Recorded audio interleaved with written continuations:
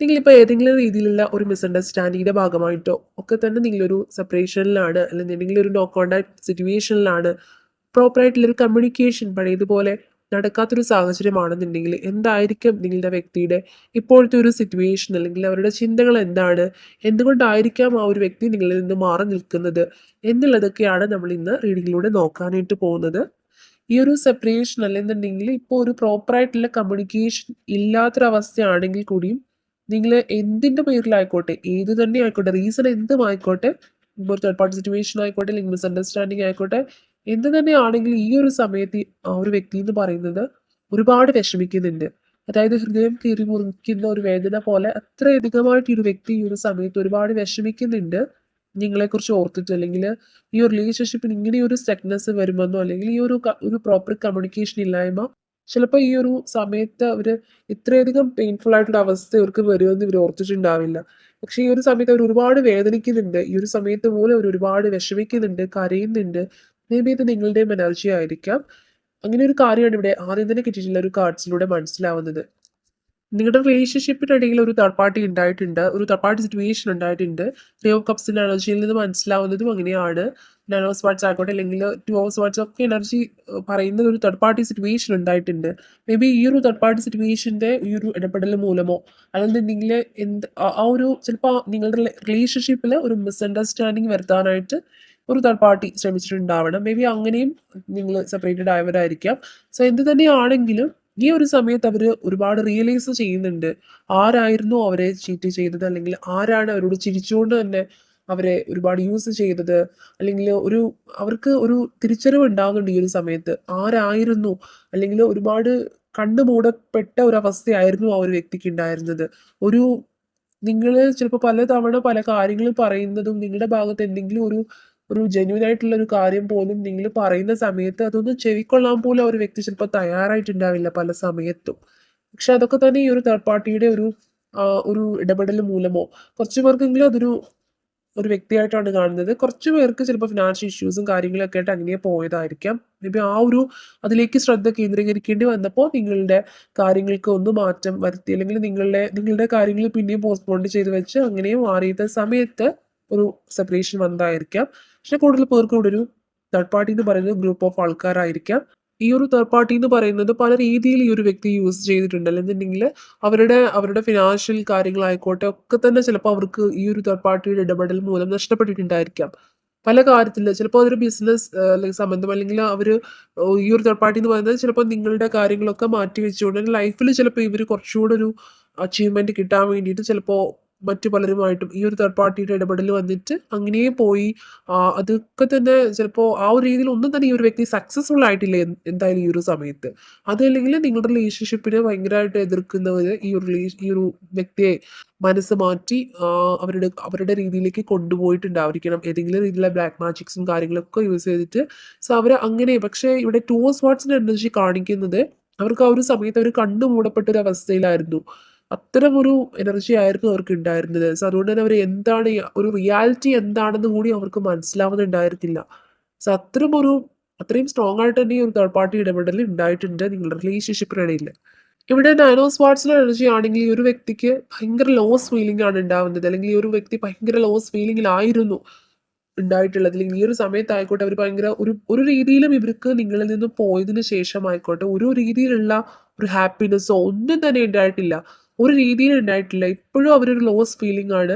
അവരെ വിശ്വസിച്ച് പോയവർ പോലും അവരെ ചീറ്റ് ചെയ്തു, അല്ലെന്നുണ്ടെങ്കിൽ ഒരു രീതിയിൽ പേഴ്സണൽ കാര്യത്തിൽ ഒരു ഗ്രോത്തോ, അല്ലെങ്കിൽ ബിസിനസ്, അല്ലെങ്കിൽ അവരുടെ കരിയറിൽ ഉണ്ടാകുന്ന ഒരു ഗ്രോത്തോ, അല്ലെങ്കിൽ ഫിനാൻഷ്യലി ഒരു രീതിയിൽ അവർക്കൊരു ഗ്രോത്ത് ഉണ്ടാവുകയോ ഒരു ഇമ്പ്രൂവ്മെന്റ് ഉണ്ടാവുകയോ ഒന്നും ചെയ്തിട്ടില്ല.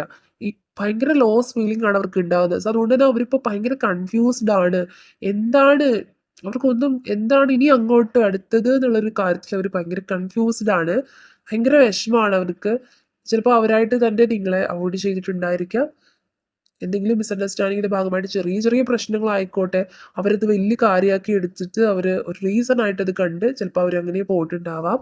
അപ്പം അതൊക്കെ തന്നെ നിങ്ങൾക്ക് ചിലപ്പോൾ ആ ഒരു സമയത്ത് ഒരുപാട് നിങ്ങൾ വിഷമിച്ചിട്ടുണ്ടായിരിക്കാം. പക്ഷേ ആ ഒരു സമയത്തൊന്നും ഈ വ്യക്തിക്ക് ഇവരുടെ കണ്ണ് മൂടപ്പെട്ട രീതിയിൽ ഇവരെ ആ ഒരു കാര്യങ്ങളൊക്കെ തന്നെ കൺവേർട്ട് ചെയ്ത് അവരുടെ മനസ്സ് മാറിപ്പോയിട്ടുണ്ടായിരുന്ന ഒരു സമയമായിരുന്നു. പക്ഷേ ഈ ഒരു സമയത്ത് അവർ തിരിച്ചറിയുന്നത് അവർ ആരായിരുന്നു അവരെ ഭയങ്കര രീതിയിൽ മിസ്യൂസ് ചെയ്തത്, അല്ലെങ്കിൽ അവരെ പുഞ്ചിരിച്ചുകൊണ്ട് തന്നെ അവർക്കിട്ട് പണി കൊടുത്തത്, അങ്ങനെ ഒക്കെ അവരിപ്പോൾ ചിന്തിക്കുന്നുണ്ട്. അവർ തിരിച്ചറിയുന്നുണ്ട് പൊയ് മുഖങ്ങൾ ഏതായിരുന്നു എന്നുള്ളത് അവർ റിയലൈസ് ചെയ്യുന്നൊരു സമയമാണ്. സോ അതുകൊണ്ട് തന്നെ നിങ്ങളുടെ ഒരു ജെന്യുവൻ ആയിട്ടുള്ള ഒരു ആളാണ്. നിങ്ങളുടെ ആ ഒരു കെയറും കാര്യങ്ങളും ഒക്കെ തന്നെ അവരിപ്പോൾ ഒരുപാട് ഓർക്കുന്നുണ്ട്. ഡെവിൾ കാർഡ് ആയിക്കോട്ടെ ഒക്കെ തന്നെ പറയുന്ന ഒരു എനർജി എന്ന് പറയുന്നത് ഒരു ഫിസിക്കൽ പ്രസൻസ് പോലും അവരിപ്പോൾ ആഗ്രഹിക്കുന്നുണ്ട്. നിങ്ങളെ നേരിട്ട് കാണണം. നിങ്ങളുടെ ഒരു പ്രസൻസ് ഒക്കെ ഒന്ന് ഉണ്ടായിരുന്നെങ്കിൽ എന്ന് അവർ ആഗ്രഹിക്കുന്ന ഒരു സമയമാണ്. സോ അവർ ഒരുപാട് നിങ്ങളുടെ വാല്യൂ മനസ്സിലാക്കുന്ന ഒരു സമയമാണ് ഈ ഒരു സമയം എന്ന് പറയുന്നത്. ഈ ഒരു വ്യക്തി എന്ന് പറയുന്നത് ഭയങ്കര ഫേക്ക് ആയിട്ടുള്ള ഒരു പേഴ്സണോ അങ്ങനെയൊന്നും ആവാൻ സാധ്യതയില്ല. കാരണം ആ ഒരു വ്യക്തി ഈ ഒരു സമയത്ത് പോലും ഒരുപാട് നിങ്ങളെക്കുറിച്ച് ആലോചിക്കുന്നുണ്ട്. അല്ലെങ്കിൽ ത്രീ ഓഫ് വാണ്ട്സിന്റെ എനർജി ആയിക്കോട്ടെ, സെവൻ ഓഫ് പെന്റാക്കിൾസ് ആയിക്കോട്ടെ, പേജ് ഓഫ് കപ്സ് ആയിക്കോട്ടെ, ഡെവിൾ കാർഡ് ആയിക്കോട്ടെ, ഒക്കെ തന്നെ ഇവിടെ എനർജി കിട്ടുന്ന ഒരു കാര്യം എന്ന് പറയുന്നത് ആ ഒരു വ്യക്തി നിങ്ങളെ ഒരുപാട് ആലോചിക്കുന്നുണ്ട്, അല്ലെങ്കിൽ നിങ്ങളെക്കുറിച്ച് ഒരുപാട് ഓർക്കുന്നുണ്ട്, നിങ്ങളെ ഇപ്പോഴും വെയിറ്റ് ചെയ്യുന്നുണ്ട്. നിങ്ങളുടെ ഒരു ഒരു പോസിറ്റീവ് ആയിട്ടുള്ള ഒരു സമീപനത്തിന് വേണ്ടിയിട്ട് അവർ ഒരുപാട് കാത്തിരിക്കുകയാണ്. അവർ ക്ഷമയോട് കൂടി വെയിറ്റ് ചെയ്യുന്നുണ്ട്. അതുപോലെ തന്നെ പേജ് ഓഫ് കപ്സിന്റെ എനർജി നോക്കുകയാണെങ്കിലും അവർ ഈ ഒരു സമയത്ത് പോലും അവർ പല കാര്യത്തിൽ എൻഗേജ്ഡ് ആയിട്ടുള്ള അല്ലെങ്കിൽ എൻഗേജ്ഡ് ആവേണ്ട ഒരു അവസ്ഥയാണെങ്കിലും അവരുടെ മനസ്സിലുള്ള ഒരു ഓർമ്മയെന്ന് പറയുന്നത് നിങ്ങളുടെ കൂടെ ഉണ്ടായിരുന്ന ആ ഒരു മൊമെന്റ്സ് ആണ്. നിങ്ങളുടെ കൂടെ ഉണ്ടായിരുന്നപ്പോൾ ഉള്ള ഓരോ കാര്യങ്ങളും ഒക്കെ തന്നെ അവരുടെ മനസ്സിൽ ഒരുപാട് അധികമായിട്ട് വരുന്നുണ്ട്. ഒരുപക്ഷെ നിങ്ങൾ ഈ ഒരു റിലേഷൻഷിപ്പിൽ ചിലപ്പോൾ ഒരു സെപ്പറേഷൻ ആയിട്ടുണ്ടായിരുന്ന ആ ഒരു സമയം തൊട്ട് നിങ്ങൾ ഒരുപാട് മാനിഫെസ്റ്റ് ചെയ്തിട്ടുണ്ടാവാം. നിങ്ങൾ ഒരുപാട് പ്രാർത്ഥിച്ചിട്ടുണ്ടാവാം. ഒക്കെ തന്നെ ഉണ്ടാവാം. ചിലപ്പോൾ ഇപ്പം നിങ്ങൾ കുറേ പേരെങ്കിലും ആ ഒരു തുടക്കത്തിൽ ഉണ്ടായിരുന്ന അത്ര ഒരു പെയിൻ നിങ്ങൾക്ക് ഉണ്ടാവില്ല. ചിലപ്പോൾ നിങ്ങൾ കുറേയൊക്കെ സെൽഫ് ഫോക്കസ്ഡ് ആയിട്ടൊക്കെ മാറി തുടങ്ങിയിട്ടുണ്ടാവാം. സോ അതുകൊണ്ട് തന്നെ ഈ ഒരു സമയത്ത് നിങ്ങളിപ്പോൾ ചേസ് ചെയ്യുന്നതും ഒക്കെ സ്റ്റോപ്പ് ചെയ്തിട്ടുണ്ടായിരിക്കാം. സോ അതുകൊണ്ട് ഈ ഒരു സമയത്ത് അതിൻ്റെയൊക്കെ ഫലം എന്നോണം ഈ ഒരു വ്യക്തിയുടെ മനസ്സിൽ നിങ്ങളെക്കുറിച്ചുള്ള ഓർമ്മകൾ ഒരുപാട് അധികമായിട്ട് എത്തുന്നുണ്ട്. സോ അതുകൊണ്ട് തന്നെ അവർക്ക് നിങ്ങളെ അല്ലെങ്കിൽ നിങ്ങൾ അവരുടെ ലൈഫിലേക്ക് ഉണ്ടാവണം. നിങ്ങളില്ലാത്തൊരു ലൈഫ് എന്ന് പറയുന്നത് ഇൻകംപ്ലീറ്റ് ആയിട്ടുള്ള ഒരു ലൈഫാണ് എന്നൊക്കെ അവർ തിരിച്ചറിയുന്നൊരു സമയമാണിത്.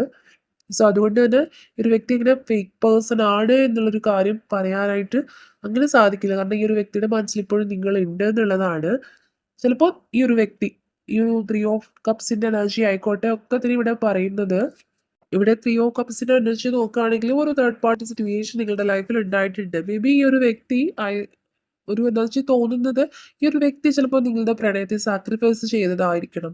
ചിലപ്പോൾ ഫാമിലിക്ക് വേണ്ടി, അല്ലെന്നുണ്ടെങ്കിൽ ഇവരുടെ കരിയർ ബിൽഡപ്പ് ചെയ്യുന്നതിന് വേണ്ടിയൊക്കെ തന്നെ അതൊക്കെ തന്നെ ഒരു സാക്രിഫൈസ് ചെയ്യുന്നത് പോലെ അവരുടെ ചിലപ്പോൾ ഫാമിലി സപ്പോർട്ട് കുറച്ച് കുറവുള്ള ഒരു വ്യക്തി, അല്ലെങ്കിൽ നിങ്ങളുടെ റിലേഷൻഷിപ്പ് എന്ന് പറയുന്നത് ഈ ഒരു ഫാമിലി സപ്പോർട്ടൊന്നും തന്നെ വലിയ കാര്യമായിട്ട് ഉള്ളതായിരിക്കില്ല.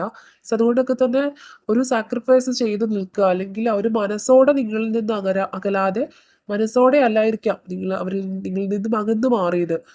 അതുമല്ലെങ്കിൽ കുറച്ച് പേരെങ്കിലും ചിലപ്പോൾ അവരുടെ കരിയർ ബിൽഡപ്പ് ചെയ്യാൻ വേണ്ടിയിട്ട് നിങ്ങൾക്കൊരു ഫുൾ ടൈം കമ്മിറ്റ്മെന്റ് തരുന്ന സമയത്ത് അവർക്ക് അവരുടേതായിട്ടുള്ള ഒരു കരിയർ ബിൽഡപ്പ് ചെയ്യാനോ, അല്ലെങ്കിൽ ഫിനാൻഷ്യലി കുറച്ചുകൂടി ബെറ്റർ ആയിട്ട് വരണം, അതിനുശേഷം നിങ്ങളുമായിട്ടൊരു കമ്മിറ്റ്മെന്റ് വരണം എന്നുള്ള അങ്ങനെ ആഗ്രഹത്തിലുള്ളവരുമായിരിക്കാം.